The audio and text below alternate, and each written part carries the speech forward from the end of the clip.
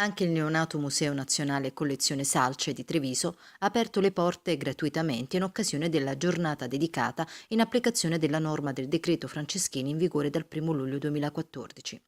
Il pubblico ha potuto così visitare la mostra Illustri Persuasioni La Belle Époque, esposizione di manifesti e altri materiali datati tra la fine dell'Ottocento e la Prima Guerra Mondiale, selezionati con l'intenzione di far rivivere i fasti di un momento storico, la Belle Époque appunto, tra i più vivaci e innovativi dell'epoca moderna, caratterizzato da grandi trasformazioni urbane e di costume.